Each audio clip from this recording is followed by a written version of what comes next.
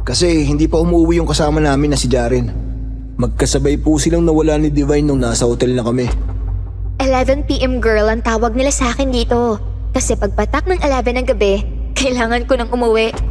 Panlilin lang ang ginamit niya para makuha ang loob ng mga biktima niya. Kwentong Takip Silim. Para sa mga mahilig sa mga kwentong aswang, subaybayan ang aming bagong channel, Sitio Pangil. Pasukin ang nakakakilabot na mundo ng mga aswang. Like and subscribe. Sitio Pangil.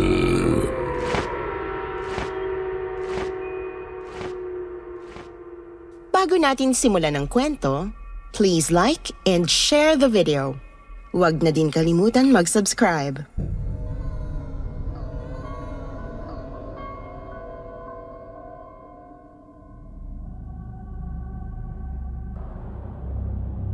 Sa isang tahimik at payapang probinsya, merong munti ngunit maaliwalas na silid na nagbibigay aliw at ligaya sa mga lalaki na nais magkaroon ng kapahingahan matapos ang buong maghapong pagpapagod sa mabigat na trabaho.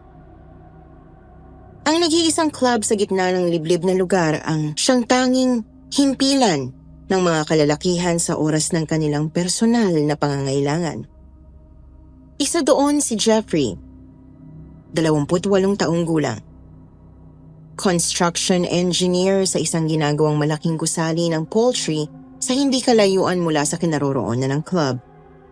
Sa araw-araw na trabaho niya sa construction site, tila yun na yata ang pinaka-nakakapagod na araw para sa kanya.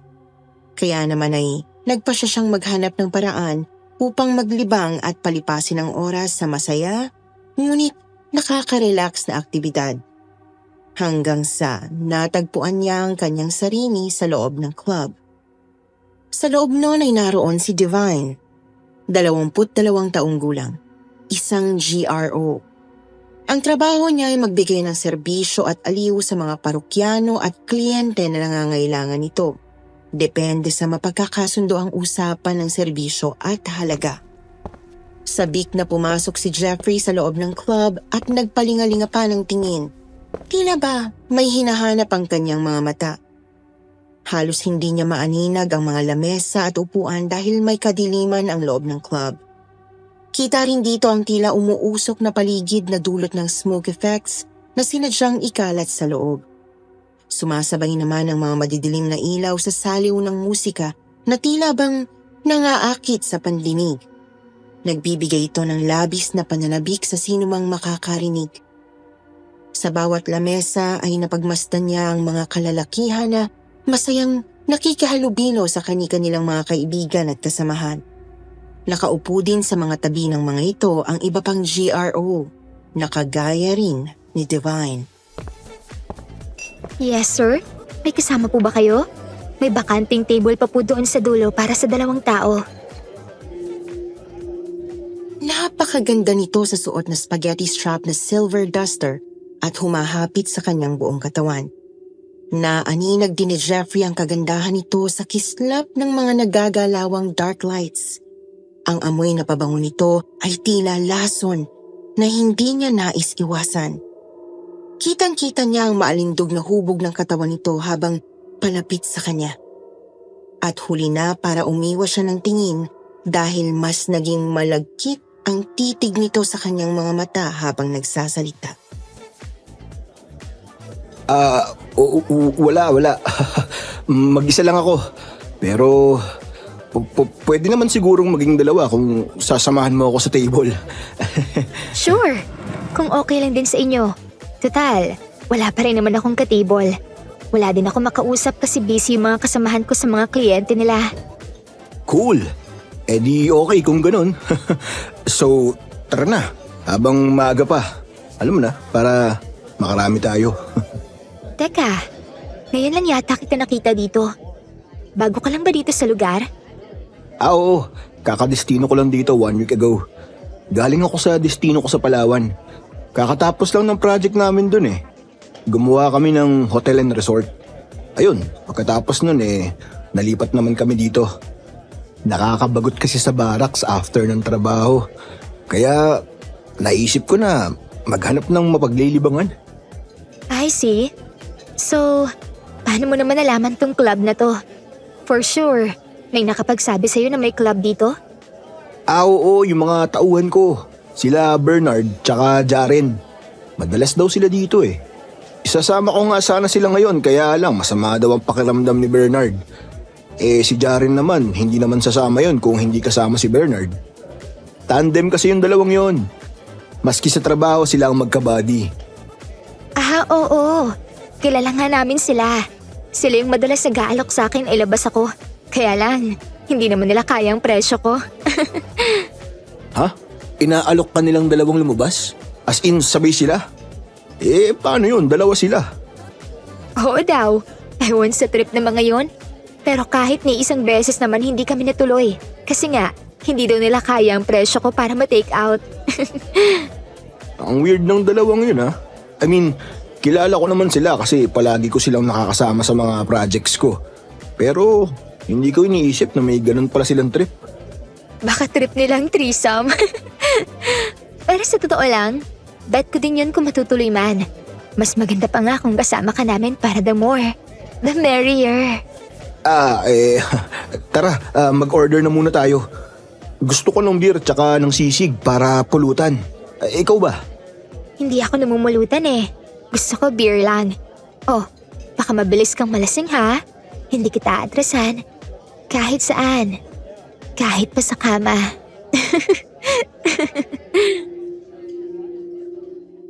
Nakadama naman ng kakaibang kilabot at init sa katawan si Jeffrey nang gawin yun ni Divine.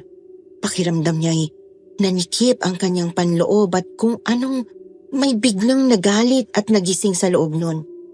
Ipinilig niya ang ulo upang iwaksi ang naiisip.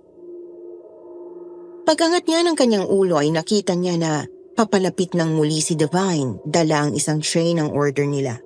Napakaganda talaga nito. Nakakahalina ang angkin niyang appeal at aura na hindi maiiwasan ng mga kalalakihan na gaya niya. Here's our order! Come on, sabayan mo na ako mag-inom. Cheers! Halos nakailang order na sila ng alak nang napansin ni Jeffrey na hindi pa rin tinatamaan si Divine. Ni hindi man lang niya ito nakitaan ng pagkahilo o kahit anumang kilos ng isang taong may tama na ng alak. Ang tingin niya dito ay mas lumalakas pa at mas lalong nagiging aktibo. Teka, matanong ko lang pala. Bakit sa ganda mong yan at alindog, ikaw lang ang walang ka-table sa mga kasamahan mo? Sila may mga ka-table na kaagad pagdating ko kanina. Yun ba? Kasi ayaw nila ng until 11 p.m. girl. Gusto nila yung magsistay sa table nila hanggang umaga at hanggang magsarado tong club. Ha? What do you mean? 11 p.m. girl? Sorry, hindi ko magets yun. Ganto kasi yun. 11 p.m. girl ang tawag nila sa akin dito. Kasi pagpatak ng 11 ng gabi, kailangan ko nang umuwi. Ganun ba? Kaso past 9 p.m. na. So, ibig sabihin may higit 2 oras na lang kitang makakasama? Ganun na nga. Sorry ha. Pero teka, malapit na tayong magkahiwalay pero hindi pa pala natin kilalang isa't isa. Ako nga pala si Divine. Basta Divine na lang. And you are? Oo nga pala no. Napasarap kasi yung kwentuhan natin. Ako nga pala si Jeffrey. Jeffrey De Luna. Pero, curious lang ako. Bakit naman palaging kailangan mo nang umuwi pagpatak ng alas 11? May naghihintay ba sa bahay nyo? Actually, yes. Meron nga. May anak kasi ako. Babae. 1-year-old pa lang siya. Binabantayan siya ng kaibigan ko kapag nandito ako sa trabaho. Pero umaalis din siya ng bandang alas 12 kasi umuwi sa bahay nila. So dapat, pagpatak ng alas 12, nasa bahay na ako para may kasama yung anak ko. Ganun ba? So in short, salitan kayo sa pagbabantay sa anak mo. Napakabait pala ng kaibigan mo, no? Imagine pumayag siya sa gantong setup. Sana lahat ng tao ganyan mag-isip, ano? Ilang oras pa ang lumipas ay nagpaalam si Divine na magpupunta sa banyo. Kaya tumayo ito at tinungo ang likurang bahagi ng club dahil naroon ang banyo na para sa mga babae at lalaki. Isa lang ang banyo na ito kaya naman kinailangan pang maghintay ni Divine sa labas saglit para hintayin matapos ang nasa loob nito. Divine! Sasamahan na kita. Naiihina din kasi ako eh. Talaga? Sasamahan mo ako sa loob? Sure! Halika para sabay na tayo. Nang ganap na silang nasa loob ng banyo, ay agad na inilock ni Jeffrey ang pintuan nito at madiin na isinandal doon si Divine. Nagmamadaling siniil niya ito ng maiinit at maaalab na halik sa labi. Ramdam na ramdam niya ang lambot at tamis ng mga labi ni Divine. Gumanti naman ang halik ang babae na lalong nagbigay ng kasabikan na kay Jeffrey. Sa labis na kasabikan ay dahan-dahan na niyang hinilang pababa ang shoulder strap ng duster ni Divine. Habang si Divine naman ay kusa lamang na nagpapaubaya. Nang tuluyan ng maibaba ni Jeffrey ang damit at panloob ng babae, ay tumambad sa kanya ang malulusog na dibdib nito. Parang hayok na sinunggaban ni Jeffrey ang magkabilang umbok noon na lalong nagpahalinghing kay Divine. Ngunit habang abala si Jeffrey sa pagpapaligaya kay Divine, pababa sa parting katawan nito ay tiningala niya ang mukha ni Divine upang makita ang reaksyon kung gaano ito naliligayahan sa ginagawa niya. Ngunit laking gulat niya nang pagtingala niya dito ay hindi na magandang mukha ni Divine ang kanyang nakita. Bagkus ay isang napakapangit na mukha at tila kulukulubot yun. Nakita din niya mula sa liwanag ng maliit na ilaw kung paano biglang itinaas ng babae ang kanyang mga kamay at naaninag niya ang mabilis na pagtulis ng mga kuko nito. Sa labis na gulat ay napasigaw si Jeff at agad na binuksan ang pinto ng banyo sabay nagmamadali at takot na lumabas. Paglabas niya ng pintuan ay napatingin siya sa mga tao na nakaupo sa mga table nila kasama ang mga GRO. Tila normal naman ang lahat at parang walang kaalam-alam ang mga ito sa nangyari. Nagtataka siya at nagmamadaling bumalik sa kanilang lamesa ni Divine at muling naupo doon at mag-isang itinuloy ang pag-inom ng alak. Maya-maya ay nakikita niyang papalapit ng muli si Divine mula sa banyo. Nakangiti ito sa kanya at kitang-kita niya mula sa sinag ng dim light ang mga mapuputi nitong mga ngipin. Bakit bigla kang umalis kanina? Iniwan mo ako sa loob. Nakakabitin ka naman eh. Wala lang. Nahiya kasi ako. Pakiramdam ko kasi nasusuka ako dahil sa alak na nainom ko. O kaya baka nagkaroon ako ng allergy sa pulutan natin. Pero sure ka, okay ka lang ha? Kasi maya-maya iiwan na kita dito. Malapit na kasi mag-11 ng gabi. Nasabi ko naman na sa'yo yung dahilan kanina kung bakit ko kailangan umalis ng ganung oras, diba? No problem, Divine. Naintindihan ko naman. Huwag ka mag-alala. Isa pa, marami pa namang ibang araw. Babalik at babalik din naman ako dito. Makakaasa ka. At pagpatak nga ng alas 11 ng gabi ay tuluyan nang nagpaalam si Divine kay Jeffrey at sa iba pang mga kasamahan nito na GRO na abala pa rin sa pag-aasikaso sa kani-kanilang mga kliyente. Nang maiwan mag-isa si Jeffrey sa lamesa, ay pilit niyang binabalikan sa alaala ang tagpong nasaksihan at naranasan kanina. Sino ba talaga si Divine? Ano ang tunay niyang katauhan? Siya ba talaga yung nakita niya kanina na biglang nagbago ng itsura? O dala lamang iyon ng tama ng alak na nainom niya? Matapos maubos ni Jeffrey ang laman ng pinakahuling bote na iniinom niya, ay binayaran niya ang bill sa counter at mag-isang bumalik na sa kanilang barracks. Kinabukasan ay tila naging normal lang ulit ang araw ni Jeffrey. Naging abala sila sa trabaho ng kanyang mga kasama ng araw na yon. At dahil nga abala ang kanyang isip, ay nawala na sa alaala niya ang tungkol sa nangyari kagabi. Ngunit paminsan-minsan ay sumasagi pa rin ito sa kanyang isip. Kamusta yung lakad niyo dun sa club kagabi, sir? Mukhang nag-enjoy kayo At madaling araw na nung naramdaman kong umuwi kayo. Ayos lang naman. Ayun, konting inom, tapos kwentuhan. Normal lang din naman gaya ng mga gawain sa bar sa Maynila. Nakilala niyo ba doon si Divine, sir? Yung babaeng pinakamaganda at sexy sa kanilang lahat doon sa club? Oo, si Divine. Maganda nga siya. Kaya lang mukhang misteryosa. Kilala daw pala niya kayo. Doon ba yung sinasabi niyo sa akin na club na lagi niyong pinupuntahan kapag umaalis kayo? Oo sir, dun nga. Madalas din namin kausap si Divine. Kaya lang, saglit lang humaharap sa amin. Kasi umuwi rin kaagad yun pagpatak ng alas 11 ng gabi. Hindi naman namin alam kung bakit. May anak pala siyang inaalagaan 1 taong gulang pa lang. Kaya kailangan niyang umuwi bago maghating gabi. Kasi umaalis din yung kaibigan niya na naiiwan para mag-alaga sa anak niya kapag nasa club siya. Totoo po ba? Hindi niya nasabi sa amin yan Kahit madalas namin siyang kasama.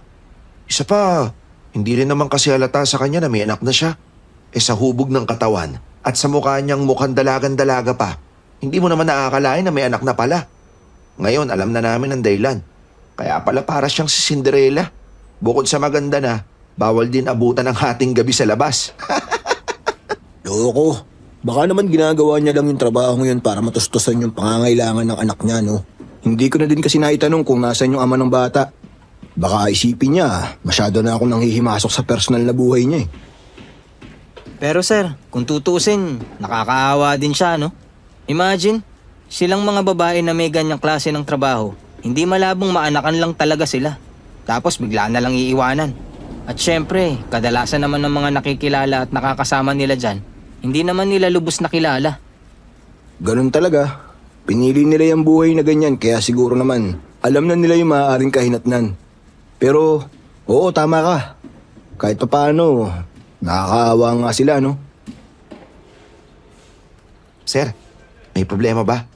Bakit parang natulala yata kayo bigla? Naku sir, baka iba na yan Baka nabighani ka na sa alindog ni Divine kaya ka natutulala dyan. Mga loko-loko. Paano naman ako mabibigani dun kagabi ko lang naman yung nakilala at nakita. Kung hindi pa nga niya naalala na sabihin yung pangalan niya kamuntik na talaga kaming hindi magkakilala. Pero may tanong ako sa inyo. Di ba madalas kayong nasa club at madalas niyong kasama yung si Divine? Opo sir, pero kahit minsan hindi namin nailabas yun. Hindi kasi namin kayang presyo niya. Kahit pagambagan pa namin ni Jaren, masyadong mahal. May napansin ba kayong kakaiba sa kanya? O sa mga kinikilos niya kapag kasama niyo siya? Ha? Anong ibig niyo sabihin na may kakaiba, sir? Parang wala naman Kapag kasama namin siya, normal lang naman yung mga kilos at galaw niya. Yun nga lang yung kakaiba sa kanya yung pag-uwi niya bago maghating gabi. Bakit niyo naman po naitanong sir? Wala naman. Naitanong ko lang. Baka gusto niyo, sir, mamayang gabi. Pagkatapos ng trabaho, bisitahin natin ulit si Divine sa club para mag-relax. Game ako dyan sir. Hindi na masama pakiramdam ko. Okay, sige. Basta siguruhin ninyo na matatapos ninyo yung trabaho nyo para sa araw na to. O sige na, magsibalik na tayo sa mga trabaho natin. Kinagabihan ay masayang nag-asikaso ang dalawa. Matapos nilang kumain ng hapunan ay naghanda na sila sa pag-alis patungo sa club. Sumakay sila sa Raptor na sasakyan ni Jeffrey at bumiyahe ng halos 10 minuto para marating ang naturang club. Pagbaba pa lamang nila ng sasakyan ay masaya silang sinalubong ng may-ari ng club na si Chiki. Si Chiki ay isang matrona at palaging nakapustura.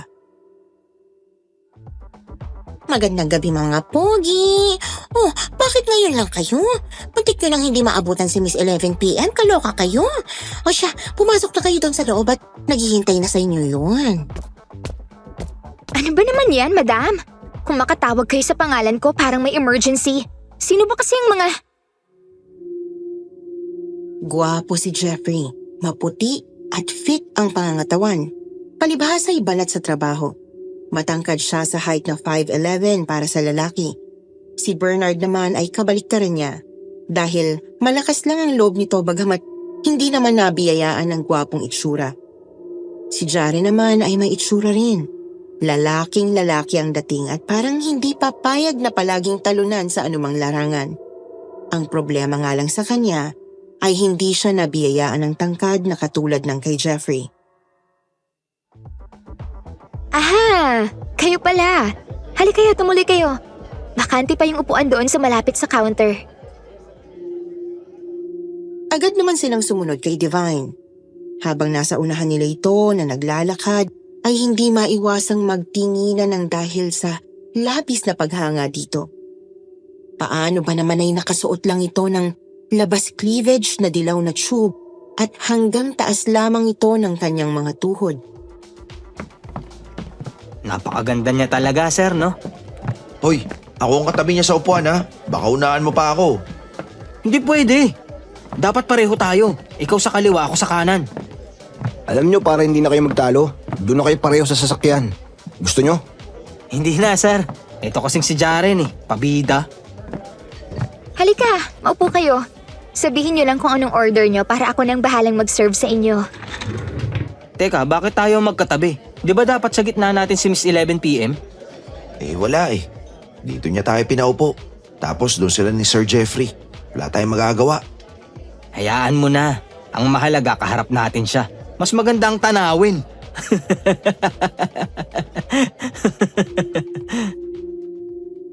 Nang magsimula na silang mag-inuman ay halos hindi maubos-ubos ang kwela at kwento ni Bernard na halatang nagpapapansin kay Divine.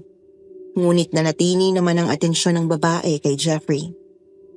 Ilang oras lang ang lumipas ay kapwa ng lasing ang dalawa habang sila Divine at Jeffrey naman ay masayang naglalambingan. Oo nga pala, Divine. Di ba nabanggit mo na nabitin ka sa ginawa natin kagabi? Eh baka gusto mong ituloy natin. Oo ba? Pero saan naman? Alam nga namang dito lang natin sa lamesa gawin. Pero kung gusto mo, pwede rin naman. Para makapanood sila ng live show. Angat mo talaga, Divine. Ikaw ang pinakamaalindog at nakakatakam na babaeng nakilala ko. Ano ka ba? Wag dyan. Nakikiliti ako. Tsaka wag natin dito gawin. Doon tayo sa sasakyan mo or sa hotel. Game ka ba? Agad na pumayag si Jeffrey at tumayo. Nilapitan niya si Bernard at binulungan. Si Jaren naman ay nakatungo at nakatulog na sa lamesa nila. Inalalayan siya ni Bernard para buhatin at isakay sa sasakyan. Pinaupo ni Bernard si Jaren sa tabi ng driver's seat. Habang kasunod naman noon ay magkaakbay na naglakad sina Jeffrey at Divine na sumakay sa likurang bahagi ng Raptor. Sige sir, kaya ko pa naman mag-drive. Tsaka malapit lang naman ang hotel dito. Mahina pala yung kasama niyo eh. Akala ko pa naman palaban yan. Kasi madalas naghahamon na ilalabas daw ako. Pagod lang kasi sa trabaho, ma'am. Kaya yan, ang agang bumigay. Lagpas ng 11:00 ng gabi nang marating na nila ang hotel. Agad na bumaba sina Jeffrey at Divine. Ipinagbukas naman sila ng pintuan ni Bernard at isinama nila ito sa lobby ng hotel dahil may mga ipagbibilin pa daw si Jeffrey sa kanya. Wait lang ha. Magsi-CR lang ako. Babalik din ako agad. Papasok na rin naman tayo sa kwarto. Ayaw mo bang doon na lang mag-CR para mas komportable ka? Hindi ko na kasi talaga kaya eh. Hihina ako. Gusto mo ba? Dito na lang ako umihi sa lapag. Samantala, nagising naman si Jaren sa loob ng sasakyan dahil sa init at nakapatay ang engine noon at ang air condition. Nagpa siya siyang lumabas at naghanap ng maiihian. Sa di kalayuan ay may nakita siyang puno. Nagpunta siya sa likuran noon at doon nagpa siyang umihi. Habang umiihi ay may naramdaman siyang tila pagaspas ng isang pakpak ng malaking ibon sa itaas. Nang tumingala siya ay nakita niya ang galit na mukha at nanlilisik na mga mata ng isang babaeng mahaba at gulo-gulo ang buhok. Mahaba at matutulis nitong mga ngipin na may bahid pa ng pulang likido at may mahahabang mga kuko ng mistulang kuko ng isang agila. Bukod doon, meron din itong dalawang malalapad na pakpak. Aswang! Lumayo ka sa akin, manananggal ka! Alis!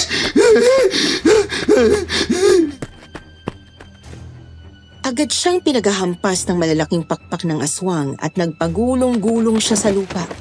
Nang padapa siyang bumagsak sa lupa ay pinagkakalmot ng aswang ang kanyang likuran.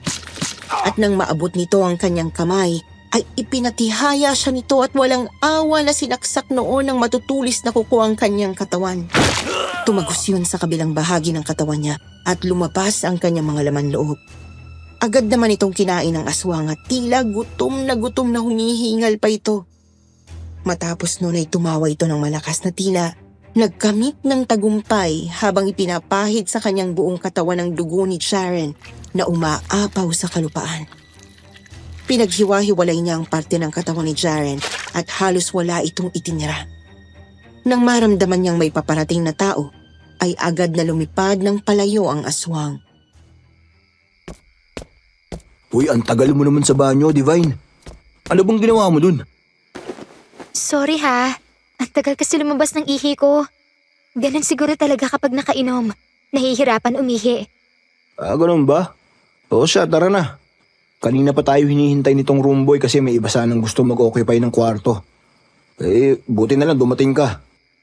Teka, bakit iba na yata yung suot mong damit? Ang init kasi. Tsaka nabuhusan ako ng alak kanina kaya nagpalit na ako ng damit. Buti na nga lang may dala akong extra sa bag. Okay, sige.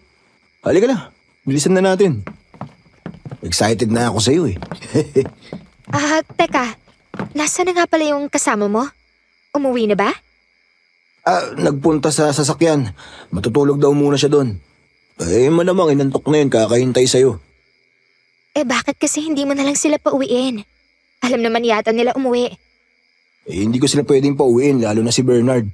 Walang magdadrive pag uwi namin, no? Hindi marunong magmaneho yung si Jaren. Ganun ba? O siya, tara na. Pagpasok sa kwarto ng hotel, ay nagmamadaling pumasok sa banyo si Divine.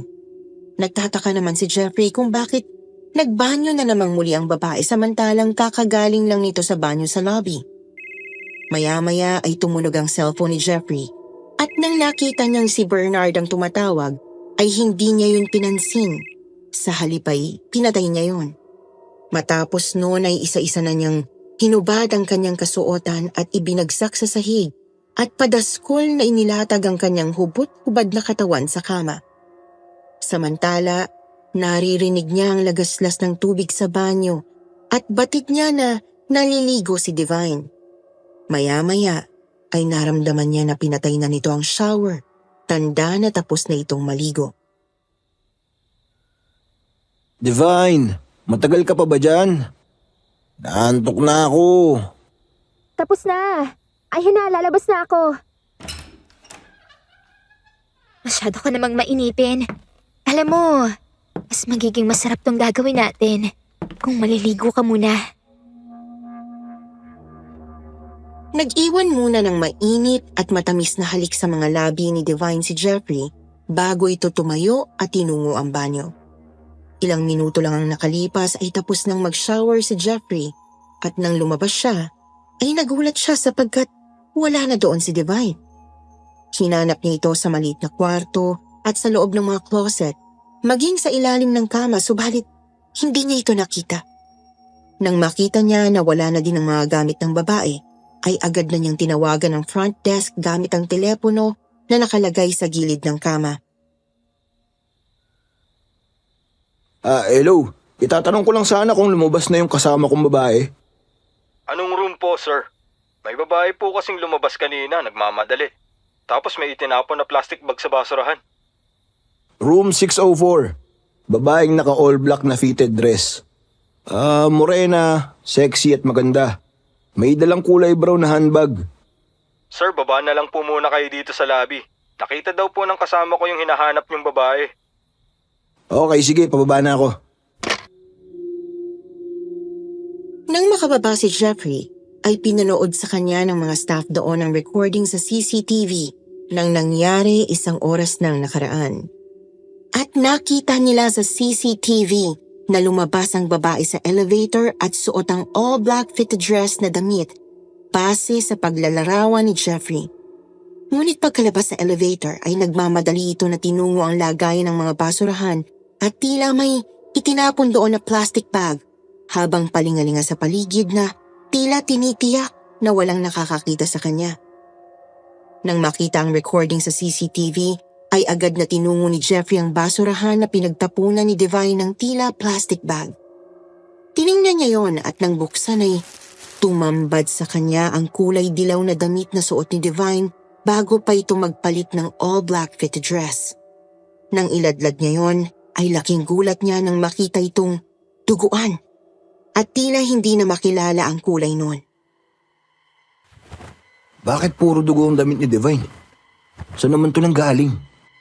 Tsaka, ano namang ginawa nito kanina ng halos 1 oras itong nawala? Nang matauhan, ay agad siyang bumalik sa silid ng hotel, bit-bit ang plastic na may damit na puno ng dugo at nagpasalamat sa mga staff matapos mag-abot ng konting halaga bilang pangmeryenda ng mga ito. Kailangan niyang matuklasan ang tunay na lihim ni Divine. Anong klaseng tao ba ito? O mas tamang itanong kung tao nga ba ito? Nang makabalik sa loob ng kwarto, ay agad niyang tinurn on ang kanyang cellphone at nakita niya ang napakaraming messages ni Bernard na nagsasabing wala na si Jaren sa loob ng kotse. Pagtingin ni Jeffrey sa oras ay mag-aalas 4 na pala ng umaga. Naisip niyang tawagan si Bernard upang tanungin kung nakita na nito si Jaren. Hello, sir. Ano? Nakita mo na ba si Jaren? Hindi pa nga, sir eh. Baka po umuwi na lang yun. Baka nag-tricycle na lang kasi hindi naman yun marunong mag-drive. Tinawagan mo na ba? Opo, sir. Kaya lang naka-off yung cellphone eh. Baka nalobat tapos hindi na nakapag-charge dahil sa sobrang kalasingan. Okay, sige. Paalis naman na din ako dito sa kwarto. Ang walang yung Divine na yan. Tinakasan ako. Bernard, hindi mo ba napansin na dumaan dyan?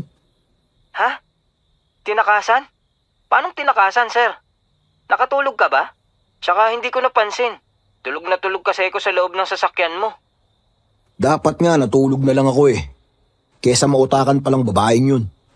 Pare-pareho talaga silang manluloko. Palibhasa, mga babaeng mababang lipad. Wala naman bang nawala sa mga gamit mo, sir? Hindi ka ba ninakawan?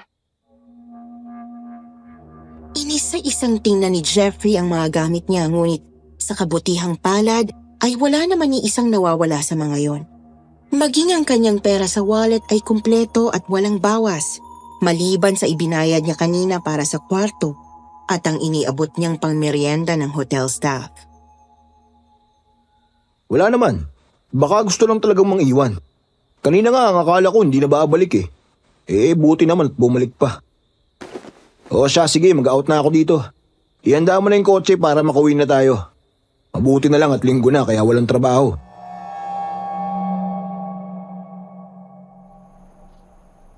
Nasaan kaya yung mokong na yun? Ewan ko ba sa taong yun? Ni hindi man lang nakaalalang tumawag o mag-chat para ipaalam kung nasan siya. Teka, sir. Hindi ba sabi mo tinakasan ka ni Divine? Tapos bigla ding nawala si Jaren. Hindi kaya magkasama yung dalawang yun? Mas mabuti nga sana kung magkasama lang sila.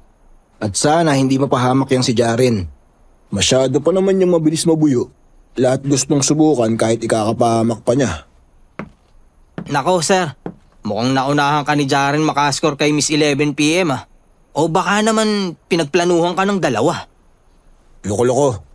Hindi naman yun yung iniisip ko eh. Nag-aalala ako para kay Jaren. Medyo hindi kasi maganda ang kutob ko. Kung nagkataon, ako ang mananagot sa pamilya niya. Oo nga, sir, no? Pero ito naman kasi si Jaren.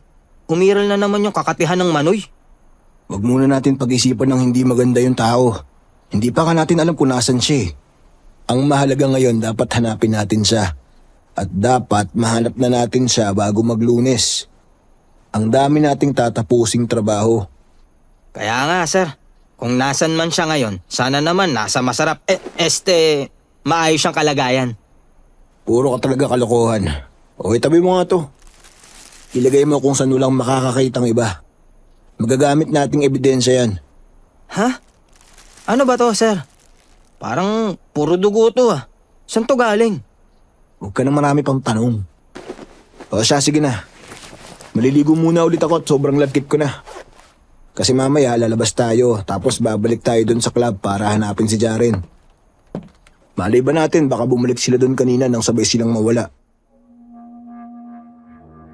Agad namang sumunod si Bernard sa iniutos niya at tinungo ang silid nito sa barracks upang doon itago ang bagay na ipinatago sa kanya ni Jeffrey. Matapos nilang makakain ng pananghalian, ay agad na silang naghandang muli para pumunta sa club kung saan ay nagtatrabaho si Divine.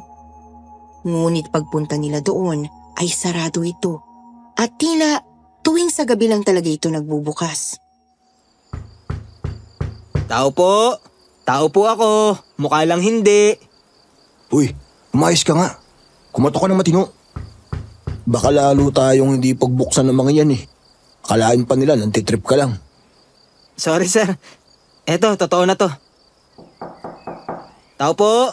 May tao po ba dyan? Kung wala, pwede rin namang hayop. Kumakausap po ako ng kalahi ko. Tumabi ka nga dyan, ako nakakatok. Bago ko pa katukin yung noo mo. Yes! What can I do for you, mga pogi? Napakaaga naman ninyo. Nakita niyo sarado pang mga Encantadia. Diyos ko naman, naistorbo tuloy ang pagbo-beauty rest ko. Rest lang po, walang beauty, madam. Leche? Huwag kang sasabat-sabat dyan kung ayaw mong ma-rest in peace ka sa akin, ha? Ang mukhang tukmol na ito, nagkaka-crinkles tuloy ako sa iyo. Wrinkles po yun, hindi crinkles. Kahit ano, pareho lang yon, impaktong ito. Ano ba kasi talagang kailangan ninyo, ha? Manahim ka na nga lang dyan, pwede ba? Bibigwasan na kita eh. Mabuti nga sa'yo. Sige nga, Pogi, sampulan mo nga yan. Madam Chiki, gusto lang po sana namin itanong kung napadaan ba ulit dito si Divine tsaka Jaren kagabi pag alis namin. Sa pagkakatanda ko, hindi na. Kasi pag alis ninyo, nagsarado na din kami pagkalipas ng 1 oras eh. So, wala nang bumalik. Bakit? Wala naman po. Kasi hindi pa umuwi yung kasama namin na si Jaren. Magkasabay po silang nawala ni Divine nung nasa hotel na kami. Tinakasan nga po ako ni Divine kagabi sa hotel eh. Ay, ganun? Teka, mga anong oras ba kasi kayo nasa hotel? Mga pasado 11:00 na po yun nang pagdating namin sa hotel. Naku, kaya naman pala eh. Alam mo, Pogi, yung si Divine, sanay na kami sa babaeng yan. Talagang pagsapit ng 11:00, bigla-bigla na lang nawawala yan eh. Hindi ko na lang hinahanap kasi sa pagkakaalam ko, umuwi daw yan at may inaalagaan pang anak. Sa sinabing yun ni Chiki ay napatahimik si Jeffrey at bahagyang napaisip. Naalala niya, nang nasa hotel sila kagabi ay pasado 11:00 na. Kaya ba biglang nawala si Divine dahil umuwi muna ito sa bahay para asikasuhin ang anak? Kung ganun ay, bakit nagbalik pa ito? Mas mahalaga ba dito ang makasama siya sa hotel kaysa bantayan ang anak nito?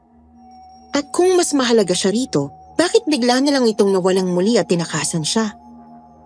Ang tanong na yon ang nagpagulo sa isip ni Jeffrey nang kalabitin siya sa balikat ni Chiki gamit ang pamaypay nitong abaniko. Hoy, Pogi, ano na? Natulala ka na dyan. Okay ka lang ba? Ano pong sabi nyo? Sorry, hindi ko po narinig. Ang sabi ko, kung may iba ka pa bang itatanong kasi babalik na ako sa pagtulog at magbubukas pa kami mamaya ng club. Wala na po. Sige po. Babalik na lang siguro kami mamaya ni Bernard. Maraming salamat to, Madam Chiki. O siya, sige, babu, klavu. Samantala, tila hindi mapakali na pabalik-balik sa harapan ni Bernard si Jeffrey. Kinakabahan ito at malalim ang iniisip. Napakaraming gumugulo sa isipan niya sa mga oras na yon. Kaya naman, napansin yon ng kanyang tauhan na si Bernard. Sir, mukhang pwede na nating gawing highway tong loob ng barracks ah. Patag na eh. Baka lapagan na yan ng helicopter. Okay, Na-stalking, sir, ha? Oo nga, Bernard, eh. Ang ganda na nga ng sahig. Patag na patag na. Kailangan nating magpunta mamayang gabi at bumalik sa club. Alam kong naroon mamaya si Divine. At itatanong ko sa kanya kung nasan si Jaren. So, sabi mo wag mag-isip ng masama kay Jaren, sir, di ba? Ano yan? Bakit parang iniisip nyo yata na magkasama sila buong maghapon ngayon? Selos lang? Pwede ba, Bernard? Huwag mo munang daanin sa biro ang lahat. Hindi na to tungkol sa amin ni Divine. Hindi na rin to tungkol kay Jaren at Divine. Tungkol na to sa buhay ni Jaren. Bernard, halos 24 oras nang nawawala si Jaren. Sa palagay mo ba, biro lang yun? Wow, sir, parang kasalanan ko pa. Sino ba kasi may gusto nito, sir? Kayo lang naman, di ba? Sino ba kasi nakaisip na umalis pa tayo at magpunta sa lintik na hotel na yan? Kayo lang naman, di ba? Aba, ayop ka talaga, no? Wala kang kwentang tao.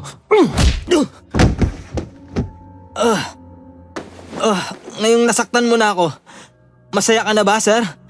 Nalutas ba yung problema? Lumitaw ba sa harapan natin si Jiren? Hindi pa rin naman, di ba? Bakit parang ako pa ang mali? Kung gusto mong bumalik sa lintik na club na yon, ikaw na lang. Pagod na akong maging sunod-sunuran sa'yo. Sorry, Bernard. Hindi ko sinasadya. Patawarin mo ako. Kasalanan ko to eh.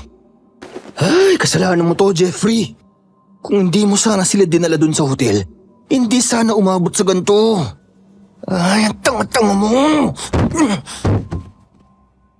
Sa labis na inis sa sarili dahil sa nagawa niya kay Bernard, ay pinagsusuntok ni Jeffrey ang dingding ng barracks nila at pinagbabasag niya ang mga baso na naroon. At galit na sinisisi ang kanyang sarili. Hindi siya makapaniwala na nangyayari ang mga bagay na ito. Ang tahimik at masayang pagsasama nilang magkatrabaho ay biglang naging tila miserable sa isang iglap lamang. Sa isipin na yon ay isang desisyon ang nabuo sa kanyang dibdib. Babalik siya sa club ngayong gabi. Lulutasin niya mag-isa ang sigalot na siya din naman ang nagdulot. Nagtungo siyang mag-isa sa club ng gabing yon. Balak pa sana niyang isama si Bernard upang makausap din ng maayos ngunit hindi niya ito nakita sa barracks. Sinubukan pa nga niya itong hanapin sa paligid ngunit bigo siya na makita ito. Naisip niya, malaki talaga ang naging tampo nito sa kanya. Hindi dahil sa ito ang lumalabas na sinisisi niya kundi dahil nasaktan niya ito sa kauna-unahang pagkakataon.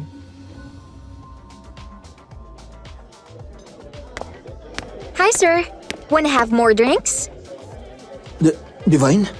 Ikaw nga. Yes, ako nga. Bakit parang hindi ka makapaniwala? Kanina ka pa ba dito? Sorry ha, kararating ko lang. Teka, bakit parang mag-isa ka yata? Actually, yan nga din sana yung tatanong ko sa'yo. Hindi mo ba kasama si Jaren nung umalis ka sa hotel kagabi? Ha? Hindi. Bakit? Nasaan ba sila? Tsaka di ba kayong magkakasama? Iniwan kita nun sa hotel dahil habang nasa CR cut nagsha-shower, nakatanggap ako ng biglaang tawag mula sa tagabantay ng anak ko. Mataas na walagnat at nag-convulsion. Kaya ayun, sorry kung hindi na ako nakapagpaalam pa. Ganun ba? Nawawala kasi si Jaren. Wala kaming ideya kung nasan siya. Nung pumasok tayo sa hotel, naiwanan siya sa loob ng sasakyan kasi tulog na tulog. Tapos isinama natin si Bernard kasi may kailangan akong ipaalala sa kanya. At nung nagtagal ka sa banyo, nainip na si Bernard at umalis. Ang gusto niya sana magstay muna siya sa kotse para samahan si Jaren matulog. Then after a few minutes, tumawag sa akin si Bernard. Yun naman yung oras na nasa loob tayo ng kwarto ng hotel na yon. Kaya hindi ko na sinagot pa yung tawag niya at pinatay ko na yung phone ko. Oo. Tama. Yun nga siguro yun. Hindi ko alam. Kasi ako nung time na yun nasa CR at nagsha-shower. Diba? Hanggang ngayon kasi hindi pa namin nakikita si Jaren.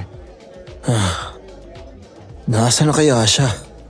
Ako kasi ang mananagot sa pamilya niya sakaling mangyari ang maling iniisip ko. Diyos ko naman. Sana wag naman mangyari yun. Ano ka ba naman, Jeffrey? Huwag ka nga mag-isip ng masama. Hayaan mo babalik din yun. Malay mo, nag-distress lang. O di naman kaya nagpunta lang sa isa sa mga kakilala dito. Alam mo naman ang Pinoy, kapag may nakikilalang kababayan kahit nasaan silang lugar, talagang sasama at sasama. Sana nga ganun lang. Eh, hindi ko kasi mapapatawad ang sarili ko at ang gagawa ng masama sa kanya kung meron man. Pero ang naisip ko, kung totoong nasa kaibigan at kakalala lang siya, imposibleng hindi yun tumawag o mag-text man lang sa amin. Nag-overthink ka lang. Teka, nasaan nga pala si Bernard? Bakit hindi mo kasama? Huwag mo sabihin na nawawala din siya.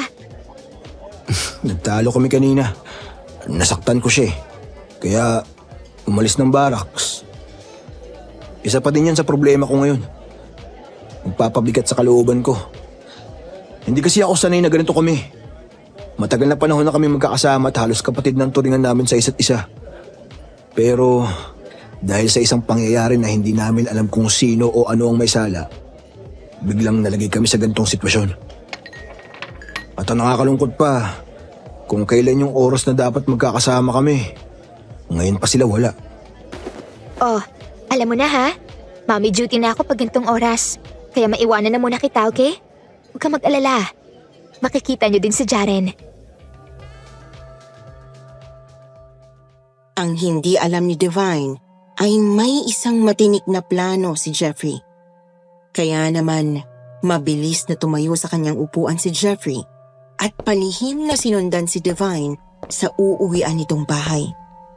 Habang sinusundan niya ito ng palihim, ay tila malakas ang pakiramdam nito at palingon-lingon sa paligid na tila ba nakakarinig na may sumusunod sa kanya. Nang patuloy niya itong sundan ay dinala siya ng kanyang mga paa sa isang sulok at liblib na lugar. At sa isang barong-barong na bahay ay pumasok doon si Divine. Nakita niya na pagpasok pa lang nito ay biglang tumayo ito ng tuwid at itinaas ang dalawang kamay na tila naninigas. Nagtago siya sa isang sulok na parte habang tinatanaw ang nangyayari kay Divine. Maya-maya ay nakita niya na tila umaatungal ito at umuungol na tulad ng isang lobo at asong umaalulong. Bigla itong nangisay at humarap sa direktang kinaroroonan niya. Mas lalo niyang ikinubli ang katawan hanggang sa mata na lang niyang nakakakita sa buong nangyayari. Kitang-kita niya na tuloy-tuloy ang pag-agos ng malalagkit na laway ni Divine sa bibig nito habang ang mukha nito ay unti-unti nang nagbabago. Ilang saglit pa ay nagmukha na itong aso at biglang lumabas ang matatalas nitong mga kuko at mahahabang kamay. Kasabay noon ay ang pagtubo ng mga balahibo nito sa buong katawan at ang pinaka nakapagbigay ng kilabot sa kanya ay nang makita niya na biglang lumabas ang dalawang pakpak nito sa magkabilang gilid ng katawan. Walang kakurap-kurap ang kanyang mga mata ng mga oras na yon. Nang walang ano-ano ay nakita niya na humiwalay ang itaas na parte ng katawan nito at naiwan ang ibabang bahagi nang lumipad ito sa ere. Hingal na hingal siya at halos mawalan ng ulirat sa kanyang nasaksihan. Ngayon, nakumpirma niya na si Divine ay isang aswang at manananggal. Hindi sana ganoon ang inaasahan niyang matuklasan tungkol dito pero mas higit pa pala doon ang kanyang malalaman. Kaya pala palagi itong nagmamadaling umuwi sa oras na yon dahil yon ang oras ng kanyang pagpapalit ng anyo at paglipad bilang aswang. Dahil nga sa hindi makapaniwala sa kanyang natunghayan, ay dali-dali siyang tumakbo, palayo sa lugar at bumalik sa club na ng mga oras na yon ay sarado na. Agad siyang pumasok sa kanyang kotse at isinarado yon. Kahit nasa loob na siya ay hindi pa rin maalis ang kaba niya at kilabot sa buong katawan. Mabuti na lang pala at walang nangyari sa kanila ni Divine dahil kung nagkataon at nabuntis niya ito, ay tiyak na magiging aswang din ang kanyang anak. Kinabukasan ay wala sa mood magtrabaho si Jeffrey. Bukod kasi sa kulang ang kanyang tao, ay napakarami ring gumugulo sa kanyang isipan. Una, ay hindi pa rin nila makita kung nasaan si Jaren na hanggang ngayon ay nawawala pa rin. Pangalawa ay hindi pa rin bumabalik si Bernard mula nang umalis ito kahapon. Nang maalala niyang i-check ang mga gamit nito, ay nakita niya na wala nang mga ito sa kinalalagyan. Posible ngang umalis na ng tuluyan si Bernard at hindi na ito babalik pa. Nang hindi na niya alam ang gagawin ay lumabas siya upang magpahangin. Paglabas niya ay may nakita siyang isang lalaki na punong-puno ng mga nakasabit na kung ano-ano sa katawan at tila titig na titig ito sa kanya. Maya-maya ay hindi na ito nakatiis at nilapitan siya. Iyo, kakailanganin mo mga ito. Tanggapin mo. Ano po ba ito, Lolo? At para saan po ba ito? Isa akong antingero mula pa sa bayan ng Siquijor. May binisita lamang akong kamag-anak dito sa malapit. Ako naman ay pabalik na din sa Siquijor. Nga lamang ay nakita ko na tila may bumabagabag sa iyong isip. Yan ba yung nakita mong aswang kagabi? Ha? Teka, paano niyo po nalaman? Oo po, may nakita nga po akong aswang kagabi. Paano niyo po nalaman ang tungkol dun? Hindi na bago sa aming mga antingero ang agad na malaman ang dahilan ng mga agam-agam ng tao. Lalo pa kung konektado ito sa mga aswang at masasamang elemento. Lo, okay lang po ba kung doon tayo mag-usap sa barracks namin? Teka, ano nga po ulit pangalan niyo? Ako si Sanoy. Tawagin mo na lang akong Lolo Sanoy. Okay. Ako nga po pala si Jeffrey, Lolo. Halika po, pasok po kayo.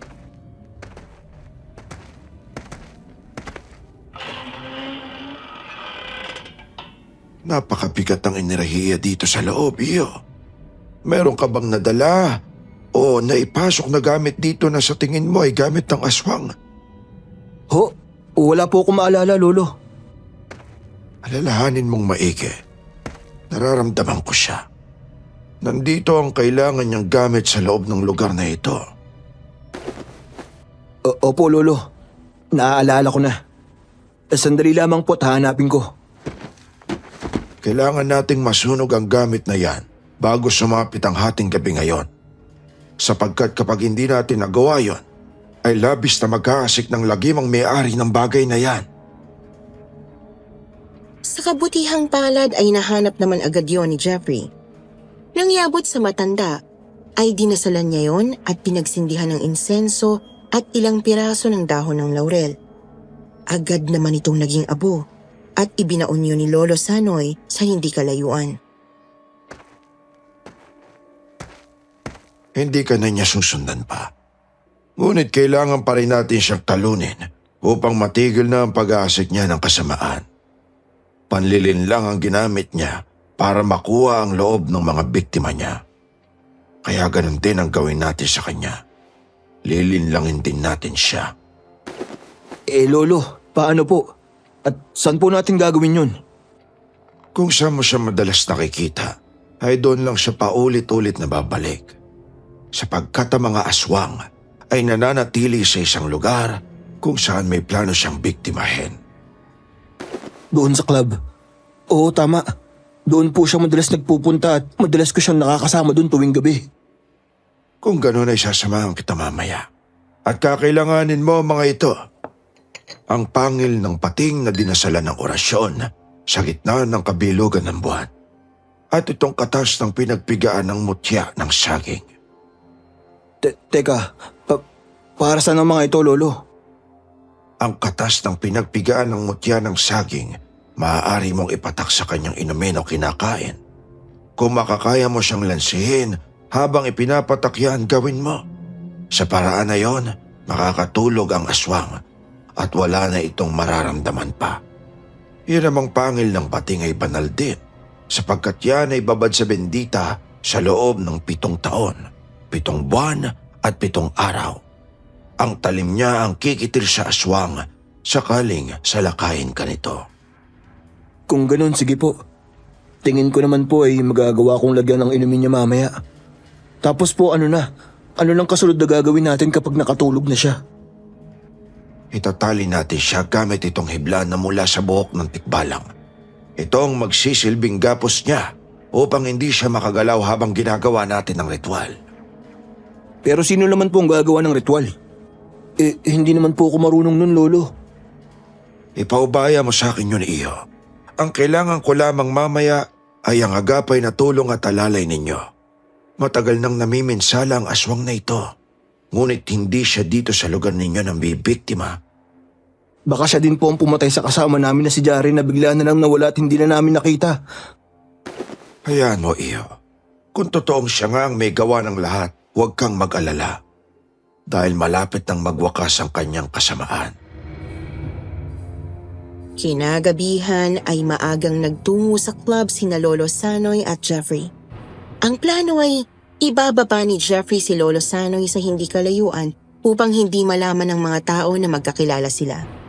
At sa hudyat ni Jeffrey ay saka lalapit si Lolo Sanoy upang isagawa ang ritual. Ganap na 7:00 ng gabi nang makapasok si Jeffrey sa loob ng club. Wala pa doon si Divine. Madalas kasi ay dumarating ito ng bandang 8:00. Isang oras pang naghintay si Jeffrey at maya-maya nga ay dumating na si Divine sa napaka-sexy at kaakit-akit na suot nitong gold-splitted fitted duster na lalong nagpatingkad sa labis nitong kagandahan. At syempre, dahil sanay na ito na palaging naroon siya, kaya sa kanya agad ito nagtungo. Agad na tumabi sa kanya at naamoy niyang kahali-hali ng bango nito na kahihirap tanggihan. Ay, Divine. Kung hindi ka lang aswang, ikaw na sana talaga ang nais kong makasama habang buhay. Pero hindi pwede. Hindi tayo pwede. Kailangan kong gawin ang plano para sa katapusan ng kasamaan mo at para din sa kapayapaan ng baryong to.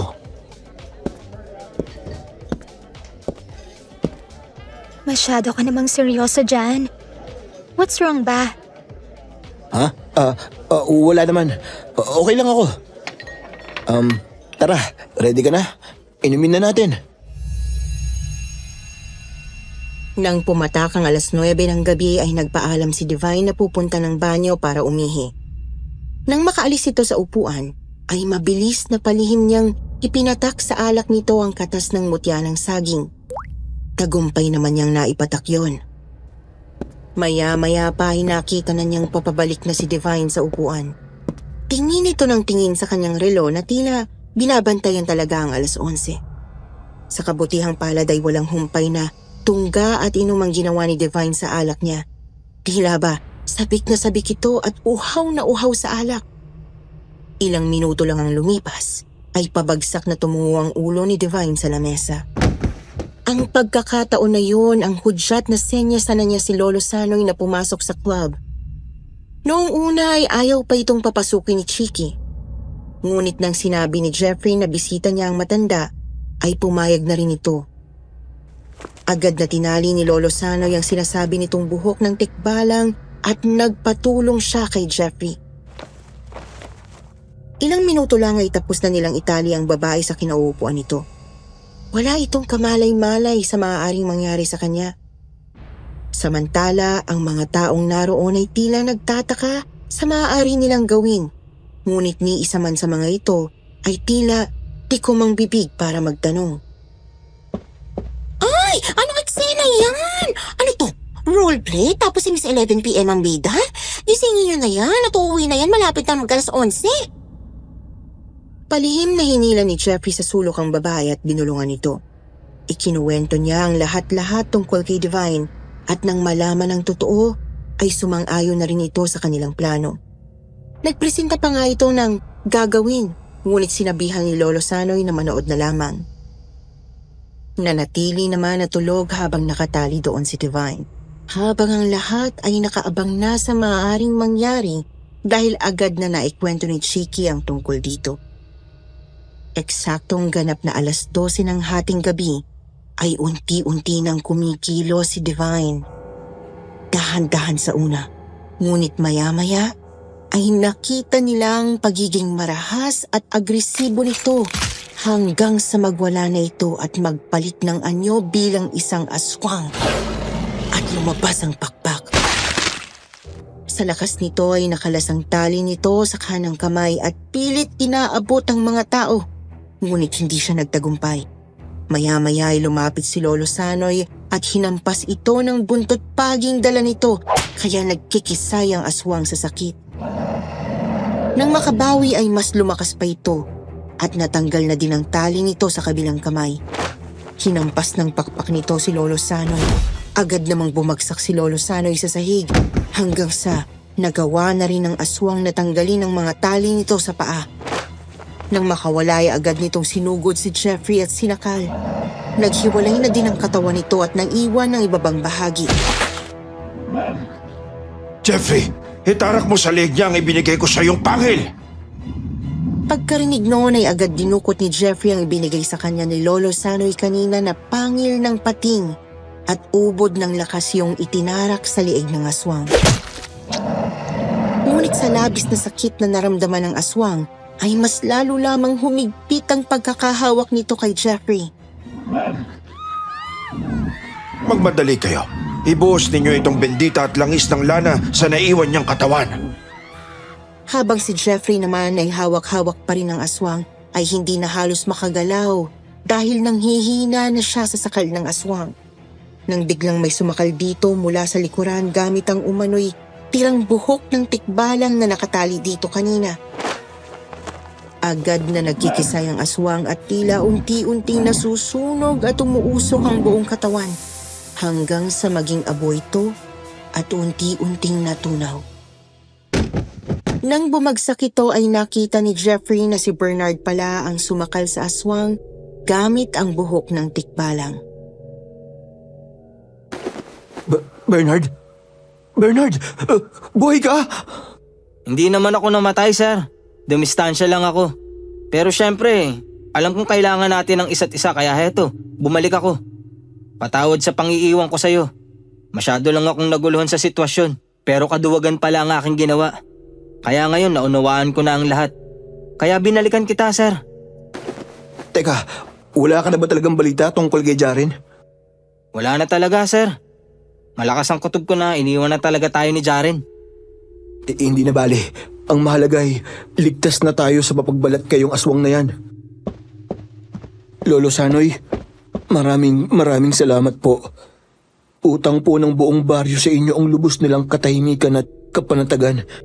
Hindi man po ako tunay na taga rito, ngunit taos puso po ako nagpapasalamat sa kabutihan ninyo.